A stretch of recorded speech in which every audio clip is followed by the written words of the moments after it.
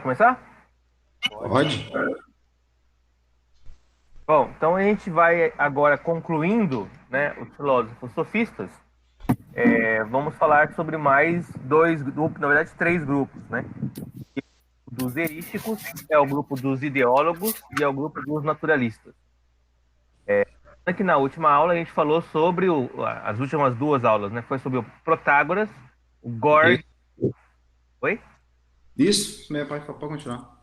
Protágoras, né? O Górgias e o Pródico, né? Que eram três sofistas que aparecem, né? O Górgias é o nome de um diálogo de Sócrates. O Pródigo, ele é o sofista que aparece nesse diálogo como representando a escola sofista. E o Protágoras também é título e personagem de um diálogo de Platão, né? Então, são os mestres da sofística que pensavam mais a teoria, né, da linguagem, né, a teoria do discurso, em termos muito mais abstratos, né, muito mais teóricos, né, assim. O que faz com que algumas conclusões deles, apesar de serem conclusões meio malucas, né, acabavam não redundando em uma prática cotidiana, porque eles eram teóricos. Então, assim, na teoria você pode falar muita coisa, né? O que não significa que você vai transformar aquela teoria em prática. Então, a gente viu lá, né? Até o Fred comentou, né, que o Gorgias era meio maluco, né? Porque ele defendia, né, a, a não existência ou a não validade da ética, da moral, né? Dos valores e tal. Isso tudo em termos teóricos, né? Tudo em termos, assim, da análise do discurso. A forma como ele agia, como ele vivia, direito. E a influência dele na vida política de Atenas é muito mais uma influência de ser, né, uma voz que começa a romper com essa estrutura do que uma voz que muda de fato, né, as relações estruturais. Para que ele é um teórico desse movimento. Assim como a gente hoje, né, entende que os teóricos eles têm um papel importante, mas eles são sempre menos importantes do que os pragmáticos, né, do que os práticos. Né? Quer dizer, quando a gente pensa em fascismo, a gente pensa, logicamente, né, em Mussolini, em Salazar, né, tá, os caras assim, mais práticos, né, do movimento, mas a gente não pensa nos referenciais teóricos do fascismo, né, no Hitler e tal. Quando a gente pensa, por exemplo, no caso do comunismo, né, é muito mais pensado, né, aqueles caras que foram fazer o movimento do que aqueles caras que foram ter as ideias. Né? Então, de onde saem as ideias do comunismo, né? Elas saem do Proudhon, elas saem do Bruno Bauer, né? Que são pessoas que a gente só conhece quando a gente estuda o negócio, né? Então, é sempre mais importante, vamos dizer, quem põe em prática, né, as ideias do que as ideias em si. Apesar de que quando a gente vai fazer investigação mais assim para entender o negócio, né, a gente quer chegar nos formuladores das ideias, né? Que é o caso aqui. Então, há uma genialidade, né? Uma genialidade nesses mestres sofísticos, né? No Pródico, no Górgias e no Protágoras. Essa genialidade, ela é, por vezes, né, uma genialidade produtiva, né? Positiva, mas por vezes também é uma genialidade maligna, porque ele está experimentando, em termos teóricos, né, até onde chega o limite da sua teoria. Mas o que nos interessa mais não é isso, né? Mas assim, o que dá o impacto mais dramático, né? Mais material na vida são os seus não discípulos, né? Mas os seus propulsores, né? Os seus profetes, os seus continuadores, né? Eu não falo que eles são discípulos porque não necessariamente eles têm assim, eles formam uma escola, né? Como eu disse, comentei na outra aula, a sofística não é uma escola filosófica, né? Elas são pessoas que estão produzindo um determinado tipo de discurso e que aí estão incentivando outros a produzir também discursos a partir daquela perspectiva, né? A perspectiva de não pensar mais a natureza, a physis, mas começar a pensar o comportamento humano, né? A psicologia humana. Então é aquela virada, né? Que a gente chama, né? A virada antropológica, com a mudança de perspectiva, de fora do homem para dentro do homem, olhando somente agora para os ações motivadoras, né? Para os elementos que motivam a ação humana. Depois a gente vai se chamar de psicologia. Bom, no caso da heurística, né? Então a gente sabe, né, que ela tem uma origem, né, na argumentação sofística, mas ela tem algumas características, né? E a primeira característica que o Giovanni Reale coloca da heurística é essa característica de ser um movimento de corrupção. A ideia do Protágoras, né? Principalmente da obra do Protágoras, a Antilogia, que a ele, quando ela é radicalizada, ela se transforma em erística. O que é a antilogia do Protágoras, para a gente lembrar, né? A antilogia é a capacidade que Protágoras desenvolvia, né? Ele dizia que todas as pessoas podem ter de uma proposição negativa para toda a proposição positiva e vice-versa. Então você afirma, sei lá, Sócrates é um homem. Protágoras vai falar, mas Sócrates também não é um homem. Ou Sócrates não é um homem. Aí fala, não, ele é um homem por causa disso, disso, disso e disso. Aí o Protágoras fala, bom, mas ele não é um homem por causa disso, disso, disso, disso e disso. Então é uma espécie de dialética, né, de antitética, que ele chama de antilogia, né? A antilogia, então, nada mais é do que você colocar a ideia contrária e começar a argumentar em favor da ideia contrária, não no sentido de que você acha de fato que ela é verdadeira, mas só no sentido de que você pode experimentar para ver até onde vai, até onde você consegue ir argumentando contrário àquilo que é dado como realidade, dado como certo. E a depender da qualidade, da eficiência, né, da competência do sofista, ele consegue convencer você de que aquilo que você viu, ouviu, percebeu, né, não é exatamente aquilo que você viu, ouviu e percebeu, né? Ele consegue te confundir de tal maneira que você sai da conversa achando que aquilo que você sabia, você já tem dúvidas, né, se é isso mesmo. Esse processo é um processo mental e é um processo interessante, né? É o processo de construção das dúvidas, né? De certa forma. É claro que existem coisas que você não deve duvidar, vamos dizer assim. Por exemplo, aquilo que você viu ou experimentou são coisas bem densas, né? Que você talvez não deveria duvidar. Mas o Protágoras fazia você duvidar justamente dessas coisas também, né? Então, por exemplo, assim, eu me casei com essa fulana e vi com ela há 20 anos.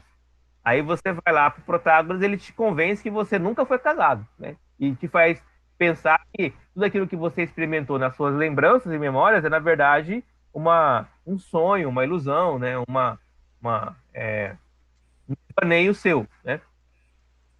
No máximo, você vai sair de lá achando, bom, eu vivi com essa fulana durante tantos anos e essa é a minha verdade. E o Protágoras tem a verdade dele, né? Então é aquele negócio do relativismo entre os indivíduos, né? Daí a frase dele mais famosa: o homem é a medida de todas as coisas. Né? Eu, né? Eu que conto, né? Eu que falo, eu meço a verdade a partir de mim mesmo, né? Então, Deus existe? Para mim, da minha argumentação, sim. Mas eu não pretendo dizer que ele existe para você. Eu só pretendo convencer você de que ele existe por um jogo linguístico, né? Por um jogo retórico. Mas daí a dizer que nós estamos realmente procurando se Deus existe ou não, seria algo que o Protágoras falar assim, olha, não é esse exatamente a finalidade da retórica. Então, o Protágoras então desenvolve essa arte, né? A arte da antilogia, que os erísticos vão levando até o limite na arte da controvérsia, né? Sempre colocando palavras antepostas para poder demonstrar que tudo aquilo que é dado, ele é passível de contestação. E esse jogo, que é um jogo até certo ponto, né, divertido, mas perigoso, começa a se tornar um jogo tão disseminado e coisas que eram já dadas como certas na sociedade começam a ser questionadas também, né? Que eu comentei com vocês na hora passada, né? O caso da pedofilia, né? A pedofilia é algo que é dada como certo, como algo imoral, ilegal, assim, como a gente fala, horroroso, né? Hediondo. Mas aí chega um erístico e começa, né? Uma discussão disso, às vezes simplesmente para, como o Coringa, né? Para ver o circo pegar fogo, né? Nem necessariamente ele acredita mesmo e ele seja mesmo um pedófilo. Mas a ideia dele é simplesmente promover a discussão e inflamar os ânimos, né? Ô Zac, Oi. eu conheci um cara, um amigo meu de infância. E tudo que você falou aí, você descreveu o cara. Ele era assim, eu acho que ele já tem o espírito erístico nele. O cara conseguia convencer os outros daquilo que ele tinha acabado de fazer, reunia todo mundo, até a gente trabalhava no quartel. E ele contava a história e ainda o nego saía com dúvida, mesmo vendo ele fazendo errado. É, Exemplo, sei lá, mentia que a avó morria, quebrava prato e falava que não era ele. E nego via e ele começava com as historinhas dele lá, o poder de convencimento, ele conseguia ainda induzir alguém. é impressionante isso, né? Como é que é possível, né? Mas você pega, por exemplo, né, coisas assim grandiosas, por exemplo, o Hitler, por exemplo, né? Como que o Hitler conseguiu convencer a nação inteira de que judeu não era humano, né? Quer dizer, olha para um alemão, né? E olha para um judeu alemão. Os dois são loiros, os dois têm olho azul, os dois têm pele clara, né? Tem uns judeus que têm um nariz diferente, né? Mas assim, tem judeu que é igualzinho ao alemão, que é igualzinho, né? E ele olhar pro cara e falar assim, não, mas esse cara não é humano. Mas como é que ele convenceu isso, né? Assim, 1940, né? 30, né? Aqui perto, né? É por causa dessa capacidade, né? De você vai colocando, né, narrativas, né, antepostas ao ponto que você não consegue mais acreditar naquilo que você tinha como E, crença, né? Como acreditar. e colaborado com isso é a essência da maldade do ser humano também, né? Então, a ideia assim, é que eles não fazem julgamento ético aqui, né? Lembra que a ética ela é deixar. Eu falo não da ética e da moral, não. Eu falo da. Aí já é uma coisa mais espiritual e bíblica da essência da Tá. maldade internalizada, entendeu? Não, olhando por esse lado, né? Olhando por esse lado que tá colocando, A gente acha a toda resposta olhando por esse a lado. tentativa da filosofia ela tá lidando com isso, né? Lidando com essa malignidade, né? Com essa depravação, que é o termo, né? Depravação, isso. O termo calvinista, né? É o termo teológico, né? Com essa depravação, né? Ou com essa mácula, né? Com esse pecado original e tal. Uhum. Aí você tem que ter assim, ou você se compromete, né? Com algo para além de você mesmo, né? Aí você tem lá o Dostoiévski, né? Com aquele livro lá, O Sonho de um Homem Medíocre, né? Ou com o Ivan Illich lá, e ele fala o quê, né? Se Deus não existe, tudo é possível. É o que ele Santo quer Agostinho dizer. também fala em Confissões, né? Santo Santo Agostinho Agostinho também também, discorda também. Mas o legal do Dostoiévski é que ele faz uma narrativa, né? Ou seja, ele conta uma história, diferente do Agostinho, né? Ele conta uma história e coloca uma pessoa lá na história que ela age como se Deus não existisse, né? E aí ele demonstra, né, o que acontece com essa pessoa psicologicamente, ou seja, ela vira uma pessoa que não tem limite de nada, né? Então, assim, é mais fácil de você fazer a sua, é, vamos dizer, a sua comparação, né? A sua apropriação com uma obra de literatura do que com uma obra Geografia, né? de uma biografia filosófica, altamente filosófica, como a de Uhum. Agostinho, né? Mas sim, o Agostinho também serve a esse ponto também. Agora, sim, aqui não tem essa discussão ainda, né? Então, vamos dizer, né? O Sócrates, que vai ser o cara que vai contrapor isso, ele vai assumir que, não que os homens são maus, né? Ele vai assumir que existe uma verdade para além do homem, que é a ideia do Dostoiévski, de que é preciso existir uma verdade para além do homem, caso contrário, o caos vai reinar, né? E aí é interessante essa ideia, né? Porque é uma ideia que vai perpassar quase toda a história da literatura, da filosofia, da arte, do cinema, né? A ideia da luta entre o caos e o cosmos, da ordem e da desordem. O que os erísticos são? Eles são promotores da desordem, são promotores do caos. O que o Sócrates é? O Sócrates é um promotor da ordem. Não quer dizer que a gente tem que ter sempre ordem, né? A gente tem que também ter um pouco do caos, porque é nossa natureza. Daí vem, né, a depravação total, né? Então a nossa natureza é uma natureza de desordem, né? De caos. E esse caos, ele é preciso acontecer para que a gente possa perceber a ordem. Então, aquela ideia assim, nós não vamos sair por aí pecando. Mas nós vamos pecar por aí, né? Nós não vamos sair por aí pecando, mas nós vamos pecar por aí.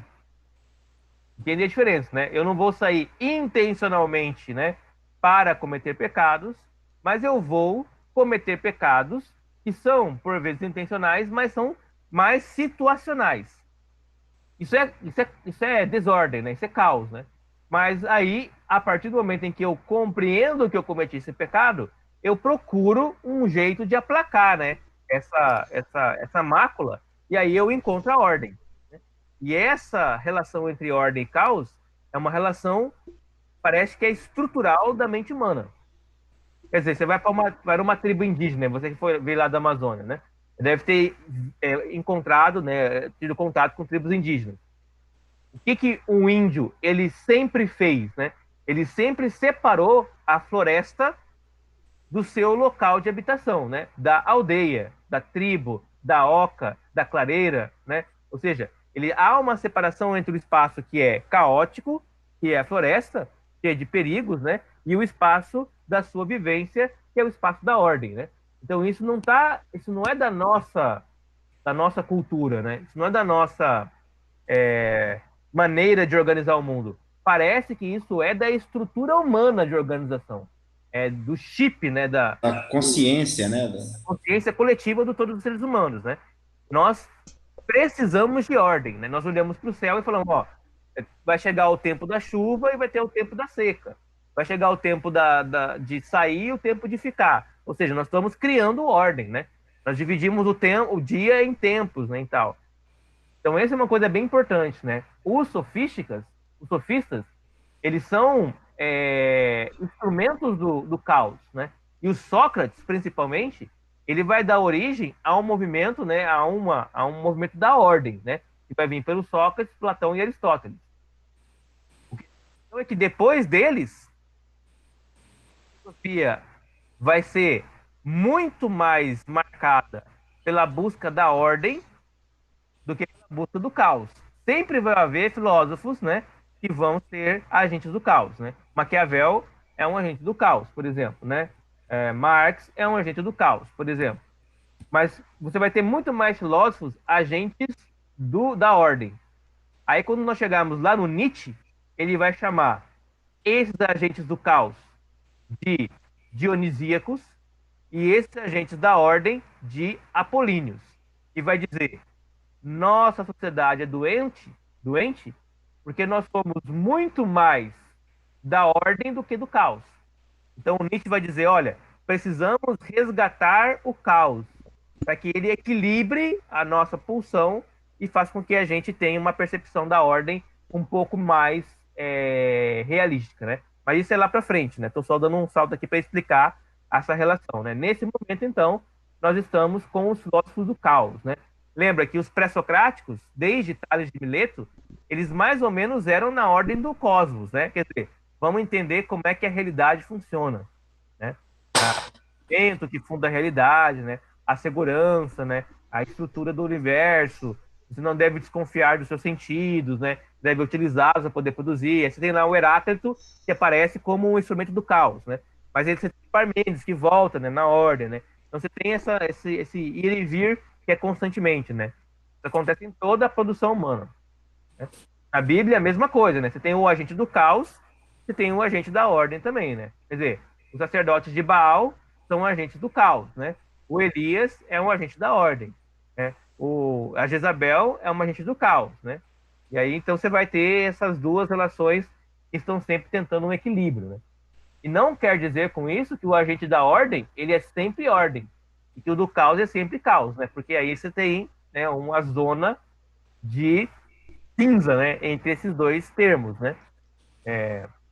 Quem é puro caos é o demônio, né? E quem é pura ordem é Deus. O resto que está entre um e outro é cinza, né? É cinza. Tudo bem até aqui? De boa? Tranquilo. Tudo bem. Bom, Esse cara é bruto demais, nego. Até é doido. eles são bichão, né? Eu fico fascinado, cara. Os caras. Bom, os erísticos então cogitaram uma série de problemas que eram formulados de modo a prever respostas tais que fossem refutáveis em qualquer caso, né? Então, assim, os caras eles ficavam pensando assim, né? Qual é a frase do dia que eu vou tuitar que vai lacrar, que vai causar um rebuliço, né? E vai gerar uma situação onde eu tenho as respostas para contrapor tanto aqueles que vão aceitar a frase, dizer, bom, você aceitou a minha frase? Você é idiota, você não pensa, né? Como aqueles que recusaram a frase, né? Então, assim, não tem verdade aqui, né? O que tem só é. Cara, isso tu falou agora, eu tô acompanhando esse negócio dessa vacina obrigatória. E aí eu acho que se encaixou bem.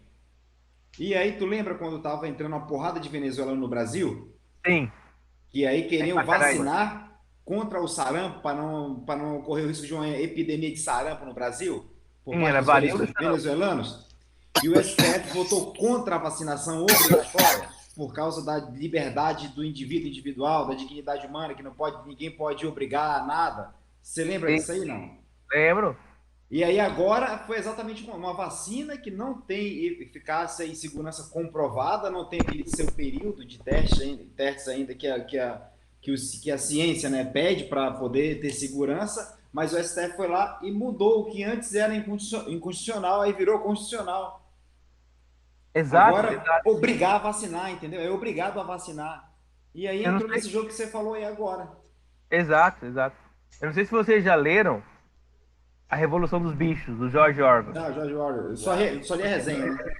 Então, se você lê aquilo lá, você vê claramente o que é a erística, né? E você tem um retrato da nossa sociedade, né?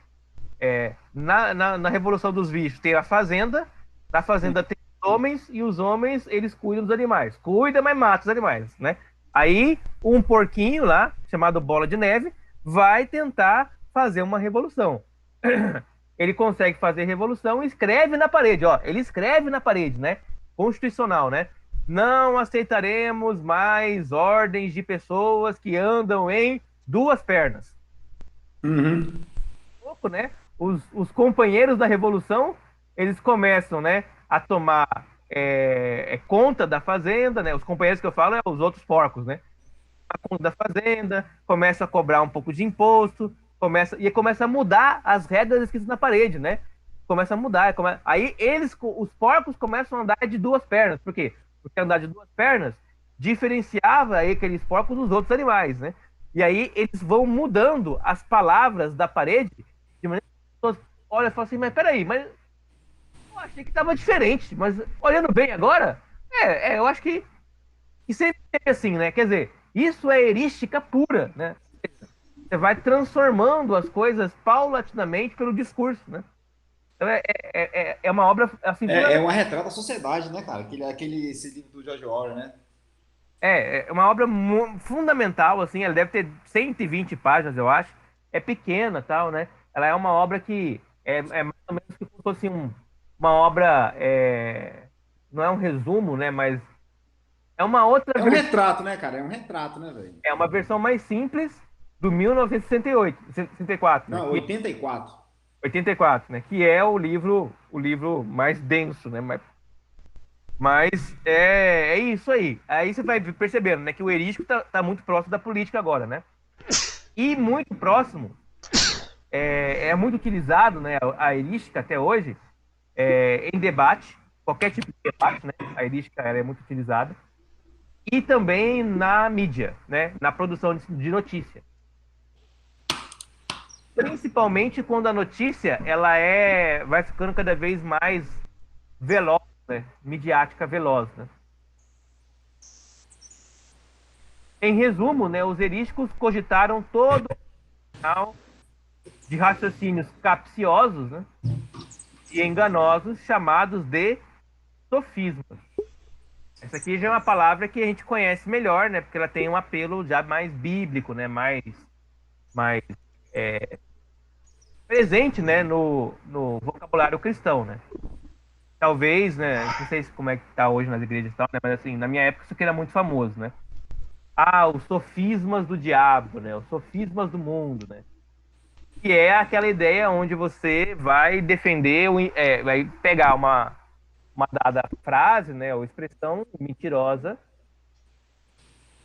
e vai elaborar essa expressão de maneira que ela ganhe uma roupagem de verdade, né? Então, o sofisma, nesse sentido aqui, é a transformação da mentira em verdade. É aquilo que a gente entende pela ação do diabo, né? E ação demoníaca, né? O que é o anticristo, né? O anticristo é um sofisma, né? O anticristo é um cara que parece Cristo, é assim pelo menos que é a descrição, né? Ele vai enganar, né? Ele vai fazer milagres, né? Os falsos. O anticristo é o falso, são os falsos mestres, né? Os falsos profetas lá do Mateus 24, né? Marcos 13, que tentam enganar, se possível, até mesmo os eleitos, de que maneira?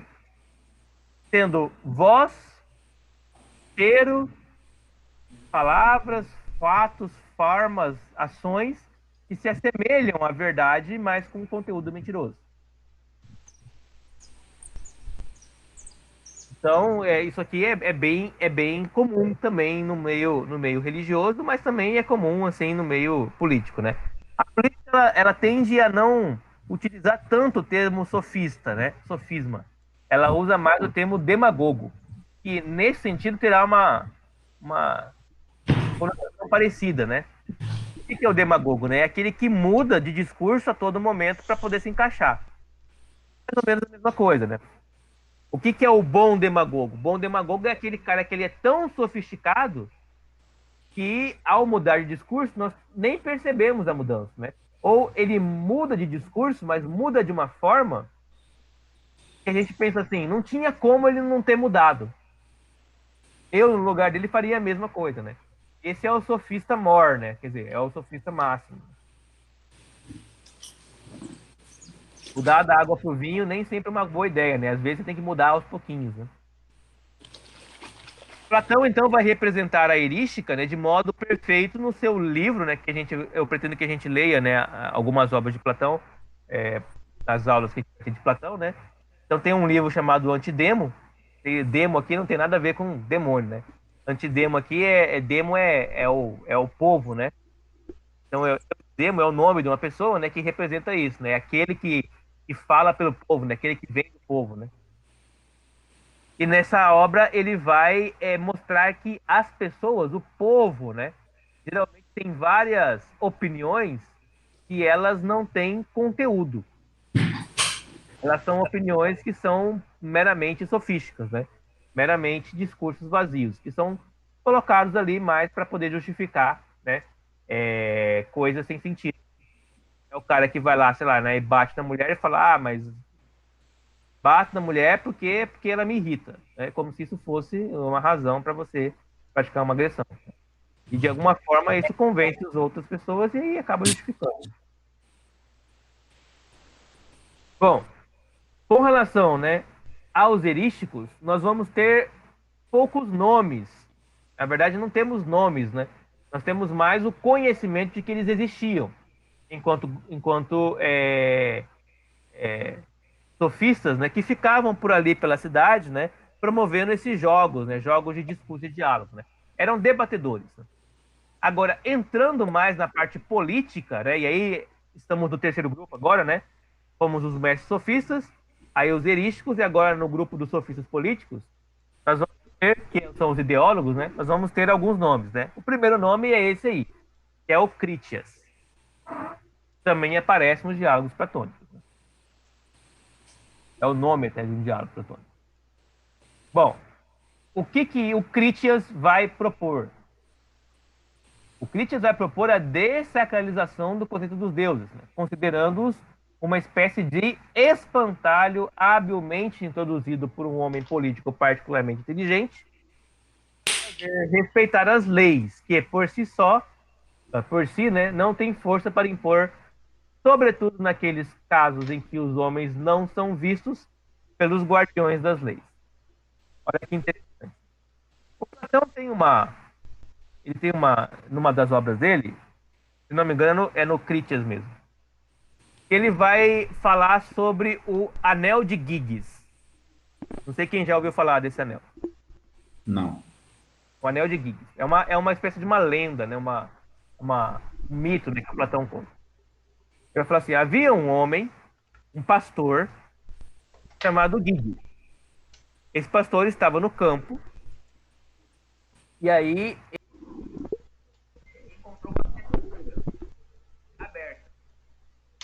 Ele olhou dentro da sepultura e encontrou lá um homem que estava vestido com uma roupa muito nobre, né? Com um anel no dedo.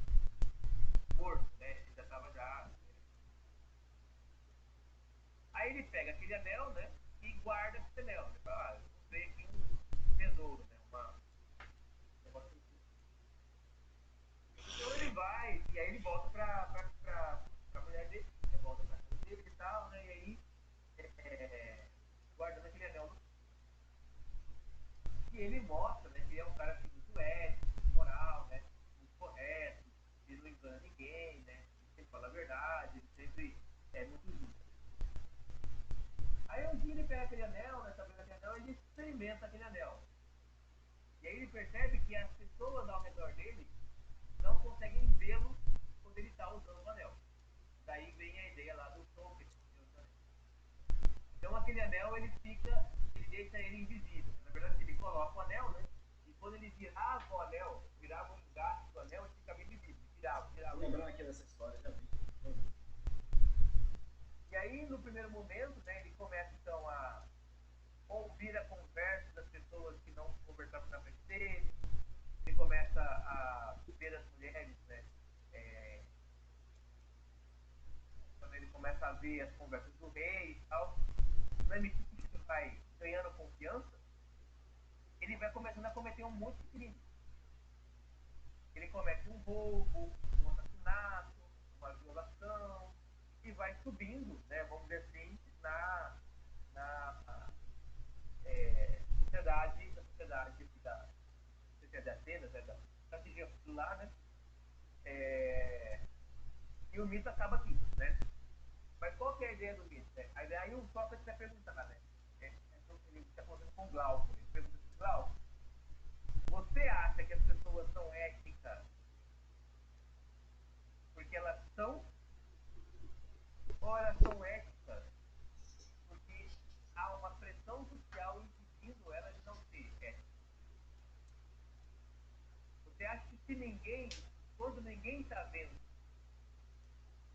as pessoas ainda são as mesmas, e quando agem da mesma forma quando elas estão sendo vistas,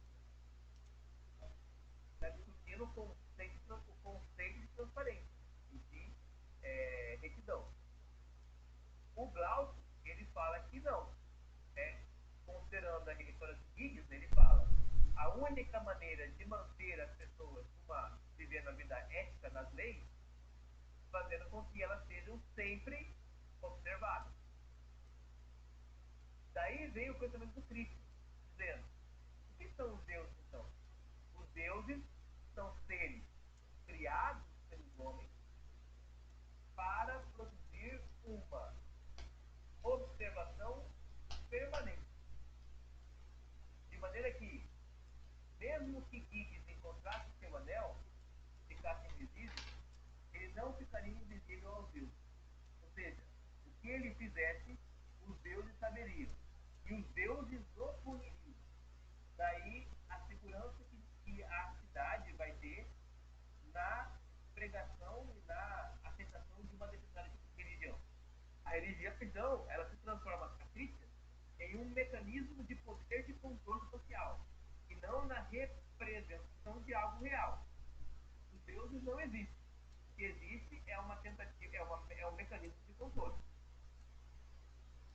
Faz com que as pessoas sejam dóceis, que as pessoas sejam obedientes, que as pessoas baseiam, né, as regras estabelecidas pelos políticos funcionando, porque na medida em que esse homem ele não vai cumprir essa regra, ele estiver olhando, a consciência dele acusa. E o Pítio vai dizer, essa consciência acusada, na verdade, ela é uma fantasia criada pela religião que faz com que você sinta a culpa daquilo que você fez, mesmo que ninguém esteja te culpando. Deu para entender o pensamento dele? Deu. Ele vai dizer, olha, o problema do Gig, né, é que, e aí ele está respondendo o Christian, né, na verdade. O problema do Gig é que ele não tinha um compromisso com a virtude. Para o Sócrates, uma verdade conhecida se transformava, né, em uma necessidade, né, em uma regra de vida. É a verdade conhecida, é a verdade vivida. Verdade de vida. De maneira que para você amar a verdade, né, amar a sabedoria, não havia outra maneira a não ser você viver de acordo com ela, né, de acordo com aquilo que você entendia ser da verdade. Com isso, Sócrates está falando, se o Gig fosse ensinado desde sempre a amar a verdade, ele nunca teria se transformado nesse bandido que ele se transformou. Então, qual que é a sacada do Sócrates? O Sócrates vai falar, não é a transparência que faz os homens serem bons, mas é a educação. A transparência faz os homens se comportarem de maneira correta pelo meio da punição. Mas a educação faz os homens se comportarem da maneira correta por meio da virtude. Essa é a resposta que eu dou. Mas o Christian não pensa assim, né? O Christian pensa que a religião não é verdadeira. Ela é um instrumento de dominação. E essa ideia vai estar presente em Marx, quando ele fala que a religião é óbvio ponto, vai estar presente em Maquiavel, quando ele vai desenvolver a teoria da finalidade do bem, ela vai estar presente em Nietzsche, ela vai estar presente em vários, em Foucault, por exemplo, né? Quando ele trabalha no princípio do poder, ou seja, é uma ideia poderosa, que é uma crítica ao pensamento religioso, e vai reaparecer depois também no Epicurismo. Fala do Christian. É assim que eu creio que alguém, o primeiro, persuadiu os mortais de formar o pensamento em Deus. Né? Então, a partir do primeiro momento, que o primeiro mortal convenceu outros homens que eles tinham Deus, esse primeiro mortal tornou-se governante, tornou-se príncipe e controlou os demais para que eles fizessem tudo aquilo que ele queria. Os deuses são, então, o quê? São uma imaginação sofisticada dos políticos. Daí a junção permanente de religião e política. Tudo bem? Boa.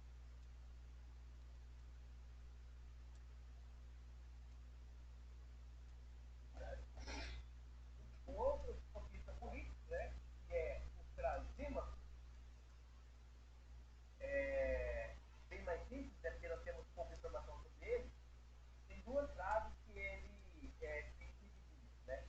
A primeira, a justiça não é nada mais do que a conveniência do mais forte. Ó. Ou seja, né, o que é a Constituição brasileira? É aquilo que o Supremo Tribunal Federal determina que é. Não é nem aquilo que está escrito na letra Não é aquilo, exatamente. Exatamente.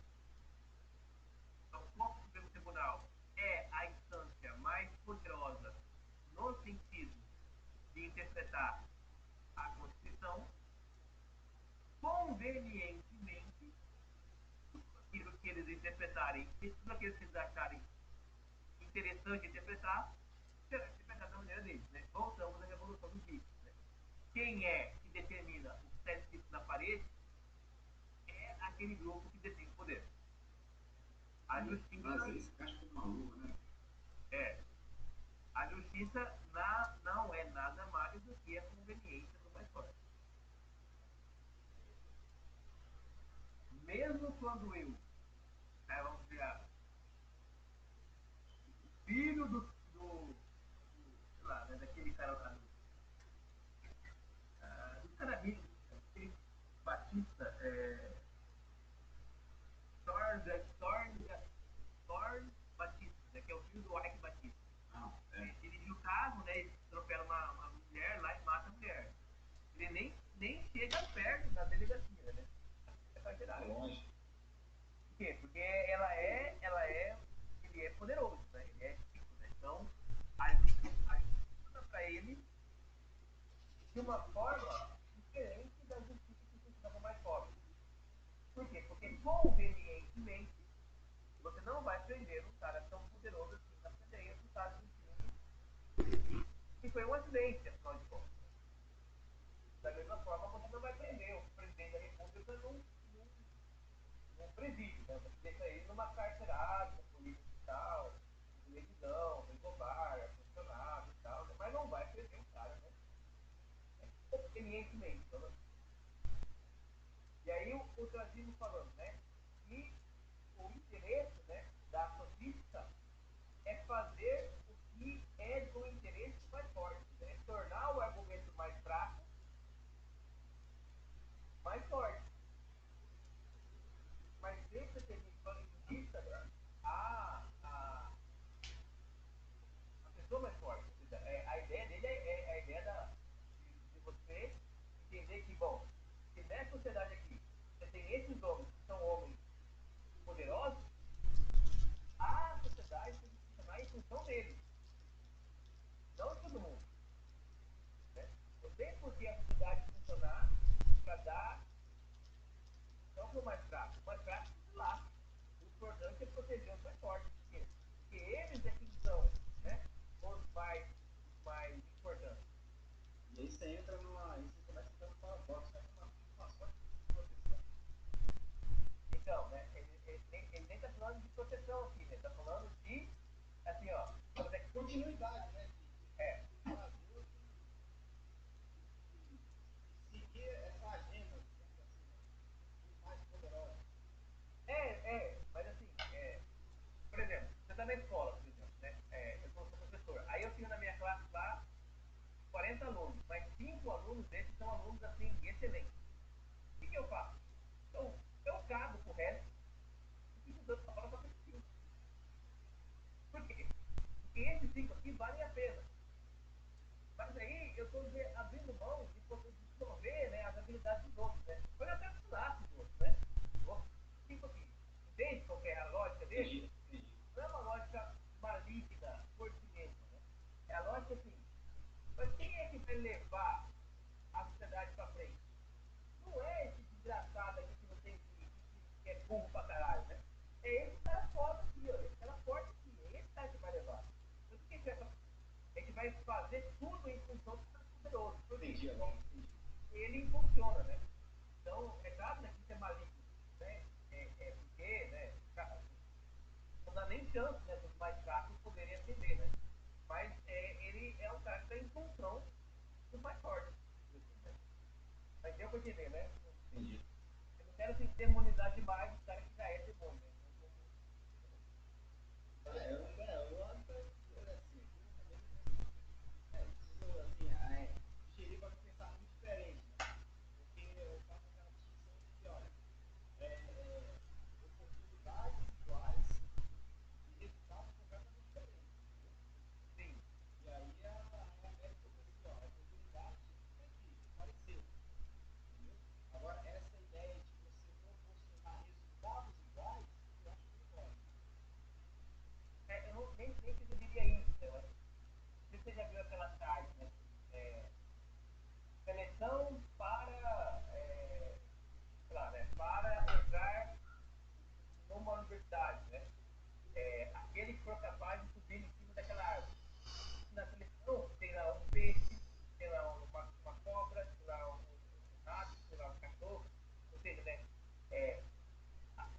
diferentes. Portanto, você deveria talvez pensar que as diferentes pessoas poderão ter diferentes modos de apresentar resultados diversos, certo?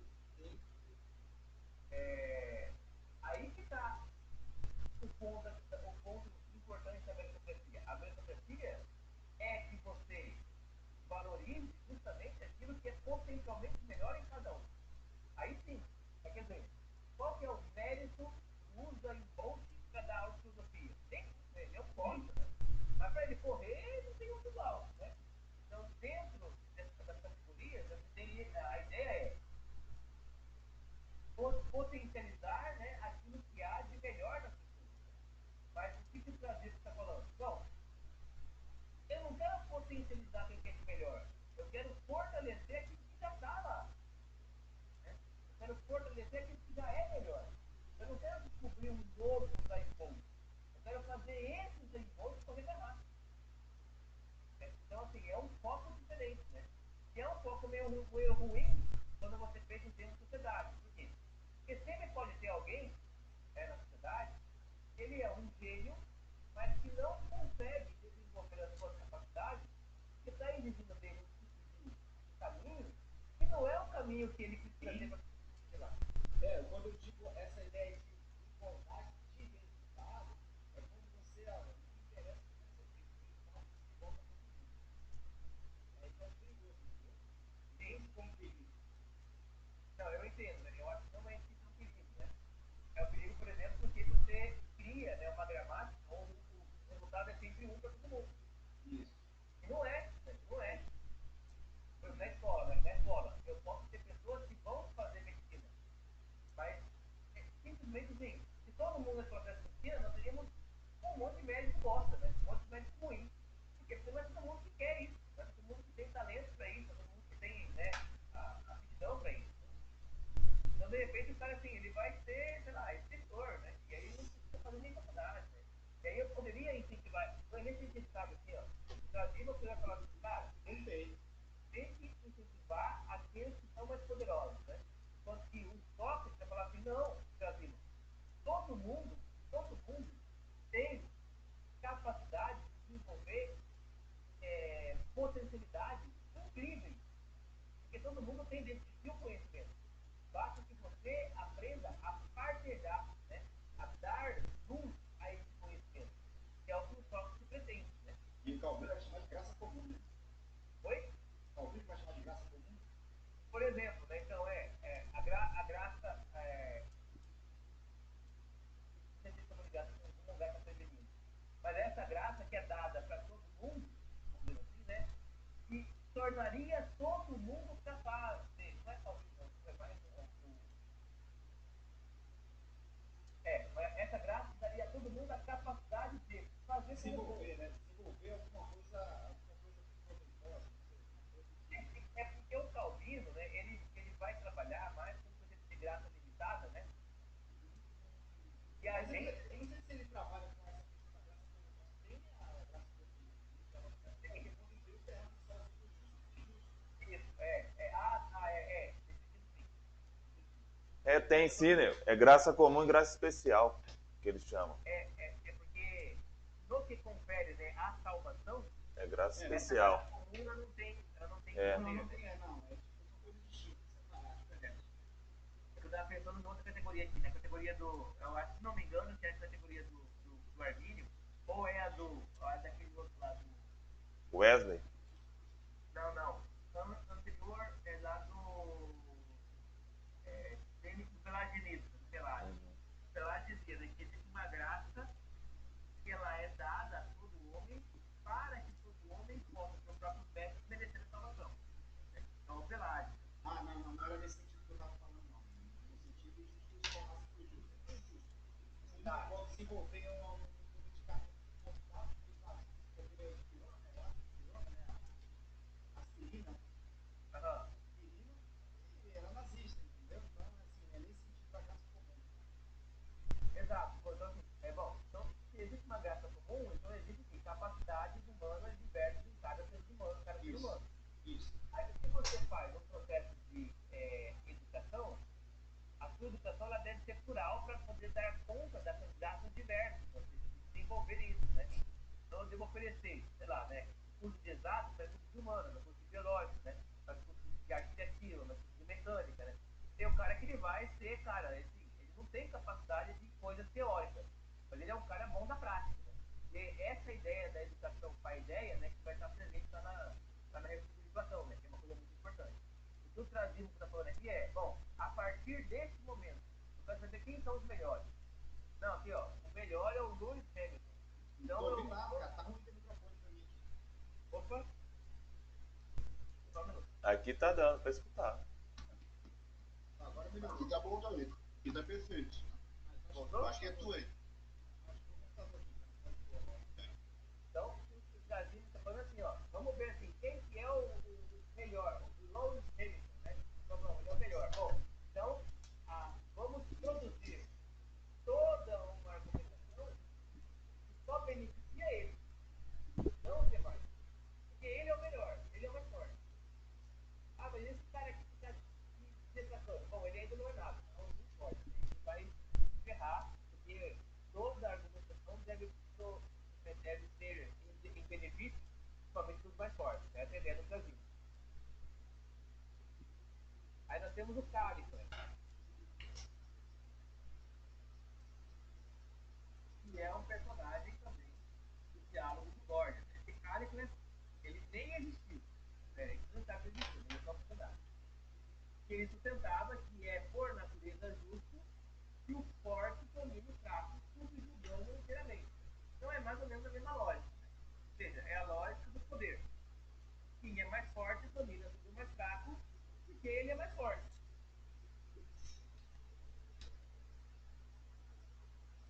E aí entramos nos filósofos naturalistas.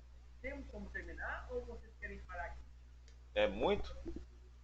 1, 2, 8. Ó, tranquilo. Eu acho que dá pra tentar. Dá até Vamos 11, terminar então. até 11 horas. Se for até 11 horas, dá. Não, dá sim. Aí na hora que vem a gente faz um resumo do que a gente poder concluir. Beleza. Bom, aí nós temos o Hippias, né? O Hippias de Hegel, que também aparece no diálogo socrático também, né? Vai ser o Hippias, né? Ele é conhecido por ter proposto uma forma de conhecimento enciclopédico e por ter ensinado a arte da memória. Olha só, ele já não é mais um filósofo sofístico político. A ideia dele não era relacionada com a democracia grega, com a vida política. Ele já é um filósofo, um sofista naturalista. O que é um naturalista nesse sentido? Né? Ele quer investigar a natureza a partir do homem para tentar entendê-la, mas não no sentido dos físicos que entendiam a natureza pela natureza. Os sofistas naturalistas, eles querem entender o homem a partir da natureza. Há uma diferença aqui, tá? Então, lá o Sócrates. A água é o princípio de todas as coisas, inclusive do homem. Já aqui, os sofistas assim, o homem compreende a água como princípio de todas as coisas. Ele muda, inverte, né, a percepção. Ao invés de partir da natureza para entender o homem, eles partem do homem para entender a natureza. Daí essa ideia de criar um conhecimento enciclopédico. O que é o conhecimento enciclopédico? Né? É aquele verbete, né? Dicionário. Né? É aquele negócio de você ficar fazendo definições, fazendo glossários, né? Uma palavra para significar cada coisa. E aí então desenvolveu o quê? A arte da memória, né? De memorizar essas palavras, os conceitos relacionando com a realidade. Então aqui é uma coisa muito importante e muito interessante, porque é a primeira vez que você tem uma teoria da memória, uma teoria das técnicas de memorização. Se você vai fazer hoje um curso de memorização, você vai usar basicamente os mesmos elementos. E que ele ensinava assim, ó, para memorizar uma coisa, você pega aquele dado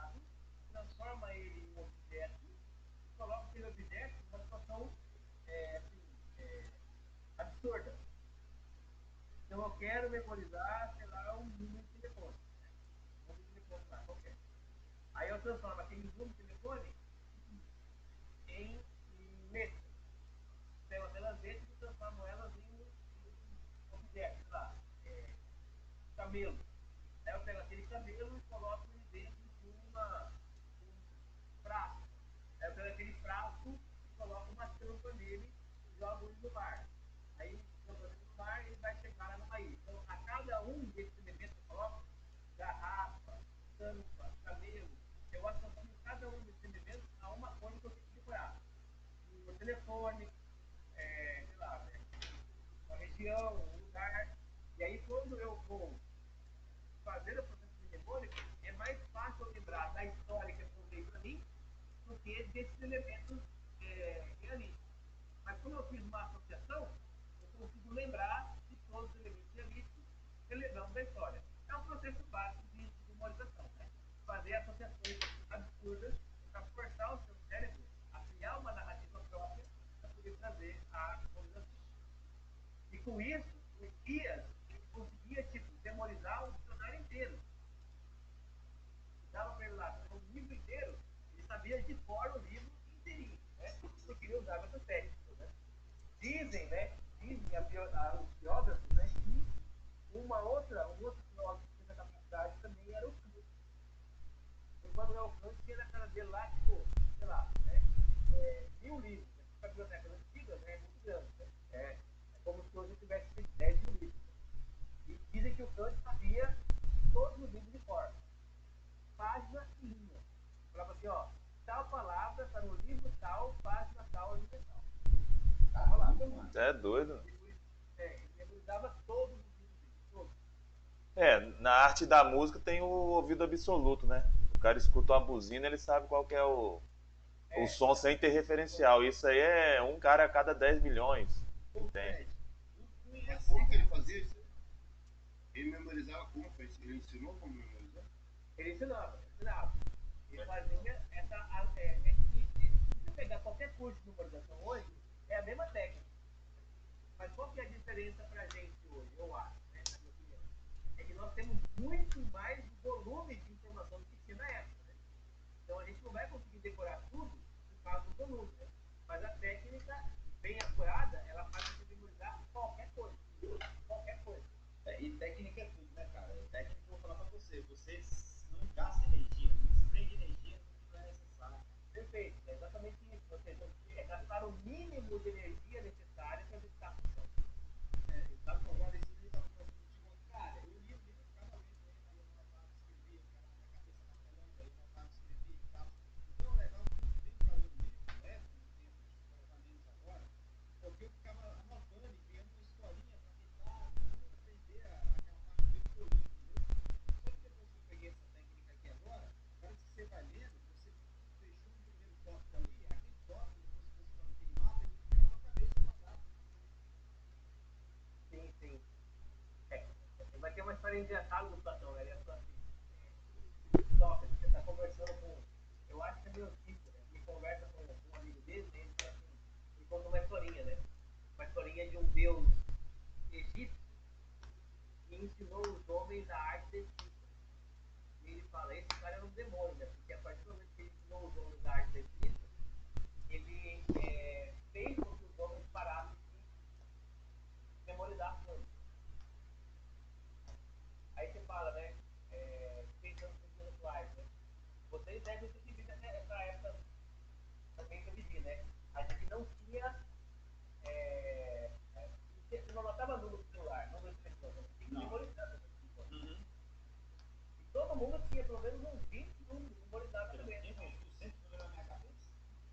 E hoje, você não sabe nem o número do seu celular que você dá, né? Nem da sua mãe, da sua mulher, você sabe, porque você usa no celular, né? Você grava no celular, então assim, essa coisa da gente ter que escrever, registrar, para guardar na memória, é uma coisa que os antigos não tinham, né? Daí a potência da memória dos antigos, né? De ouvir e memorizar as coisas, né? Criar mecanismos para poder fazer com que a memória ficasse desgraçada. A nossa memória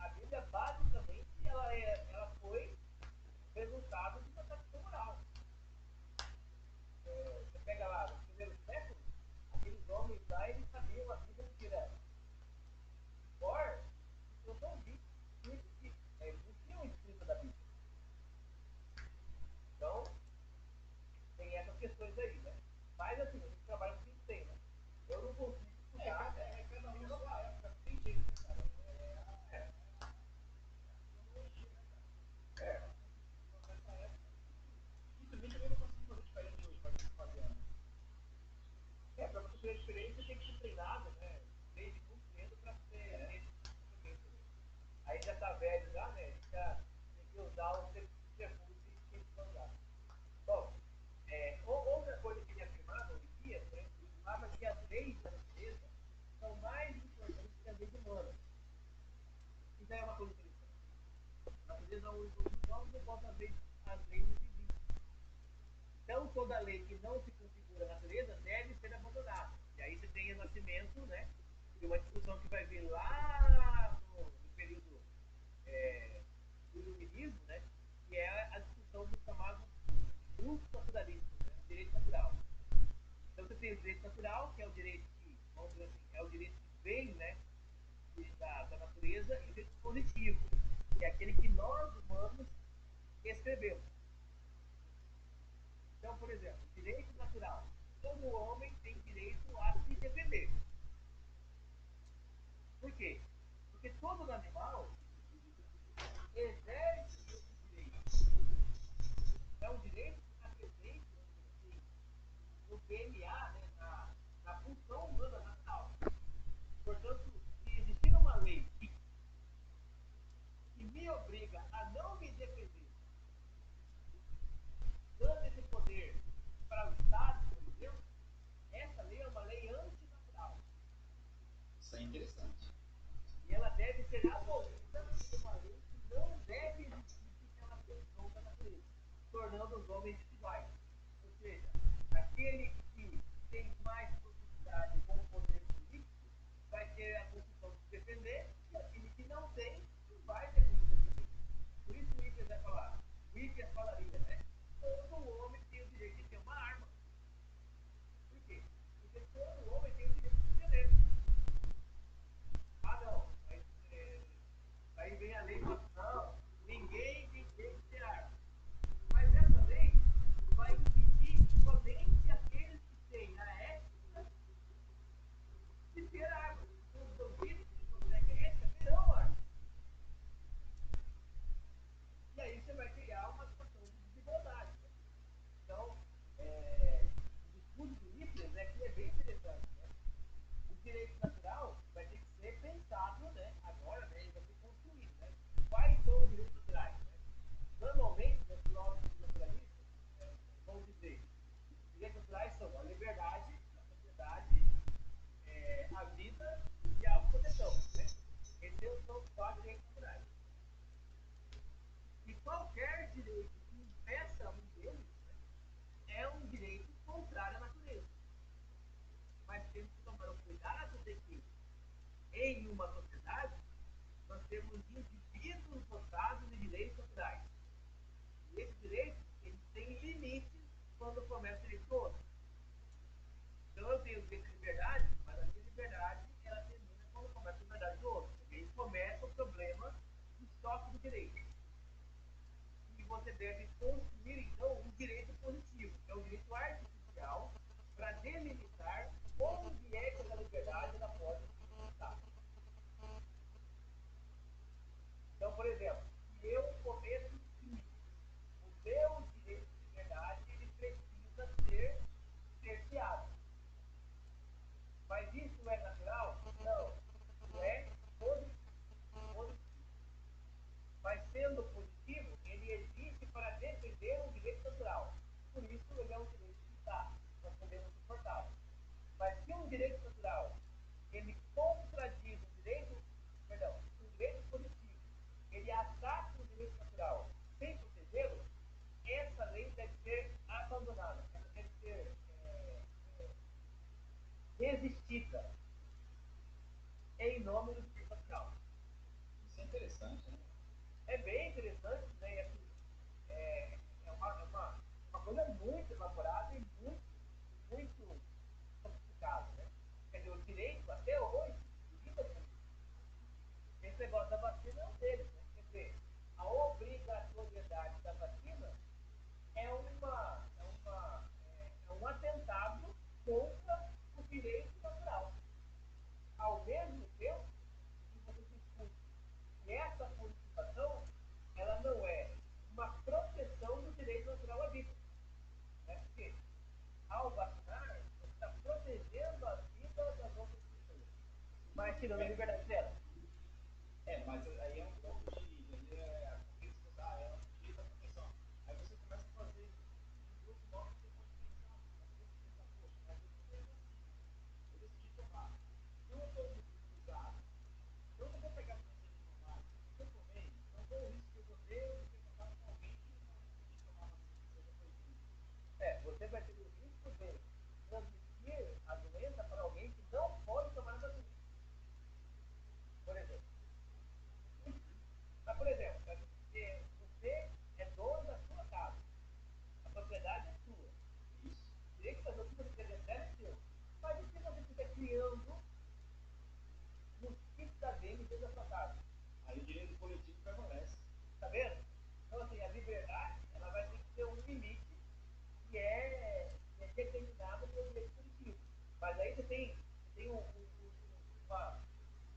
delicada mesmo, né? É uma coisa muito assim, uma linha muito tênue, né? Entre você cometer um crime contra o direito natural ou não. Então, daí vem os agricultores, né, os advogados, né, defendendo acima de qualquer coisa o direito natural, exceto quando o direito natural ele invade o direito natural do outro. Mas a ideia é que todo direito positivo não possa nunca ser superior ao direito natural. Essa é uma descrição do Wittgenstein. Né? E para terminar, né, nós temos o antiponto. O antiponto ele também é um constitucionalista. Né? E ele vai pegar a tese, né? Vai radicalizar a antítese, né, entre natureza e lei, que é antítese do Hippias, né, afirmando que em termos eleáticos, né, aí eleático está lá no Parmênides, né, aquele negócio do ser e não ser, né, em termos eleáticos, que a natureza é a verdade e a lei positiva é a opinião, e portanto uma está quase sempre em antítese com a outra. E aqui é problema. Por quê? Porque se a lei natural, por exemplo, disser que um impulso sexual é natural, e a lei positiva disser que eu não devo deixar esse impulso acontecer em qualquer ambiente, com qualquer pessoa, em qualquer lugar, o antiponto vai falar impedir que o impulso sexual se aconteça, né, que ele apareça, seria antinatural. E por isso, uma lei que impeça a ocupação sexual, o abuso sexual, né, o estupro, a violação do pudor, é uma lei que não deveria existir. Está vendo? Isso aqui é a radicalização do pensamento do Hippias. Porque o Hippias ele pensava assim, olha, não, peraí, existe uma relação, né, de equilíbrio. Então o antiponto fala, mas por que equilíbrio? Nós somos naturalmente assim, por que impedir a natureza de tomar uma atitude? E aí voltamos ao mais forte. Né? Mas você volta ao Zenão também, né? É um absurdo. Exatamente. Aí depois, por exemplo, o mais forte. Mas o mais forte deve poder matar o mais fraco? Onde você fala sim, porque ele é mais forte. Ou seja, a natureza tem que ser mais forte e o outro mais fraco. Portanto, o mais fraco, ele tem que morrer. O mais forte poder viver. Porque é a lei da natureza. Não é essa lei da selva? Então, ele vai radicalizar o discurso. Né? E é lógico, né? Isso funciona para a gente poder testar algumas coisas. Né? Inclusive os limites da possibilidade. Né? Mas não funciona para a gente poder viver assim. Né? Não vai viver dessa forma. Afirmava que se deve seguir a lei da natureza assim, quando isso puder ser feito, impunemente, olha só, né? Impunemente, transgredir a lei de Deus. Ou seja, eu só vou seguir a lei positiva quando ela for oportuna. Porque quando ela não for oportuna, isso se dane a lei dos outros. Né? Agora é seguir o meu instinto. E afirmava a igualdade entre os homens, uma vez que, por natureza, somos todos absolutamente iguais. Tanto negros como bárbaros. Aqui, só para terminar, é um ponto importante. Ele não está afirmando a igualdade entre indivíduos humanos, mas entre coletividades humanas. Por quê? Porque o antiponte ele é um estrangeiro que vive em Atenas. E Atenas não considera o estrangeiro dotado dos mesmos direitos, deveres, mesmas capacidades que o ateniense. Portanto, o antiponte está dizendo, olha, tanto faz se você é ateniense, ou cretense, ou qualquer outro lugar. Todas as pessoas todas conseguem desenvolver as mesmas habilidades, têm os mesmos apetites naturais, estão dotados dos mesmos direitos. Ele fala isso num período histórico onde essa ideia cosmopolita não existia.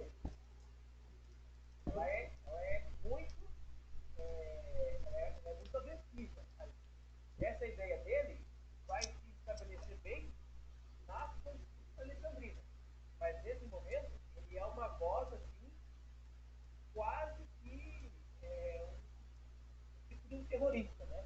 Quase que uma voz assim de dizer, olha, ele quer destruir a aristocracia, né, grega, igualando o nobre grego ateniense com o bronco grego da Tessalônica. Né? Mas ela é a ideia de jogar novamente para a natureza. Quer dizer, o impulso natureza, o impulso natural do grego ateniense é o mesmo impulso do grego não ateniense. E no final das contas, o resultado vai ser igual. Beleza, pessoal? Beleza, top. Beleza. Muito bom.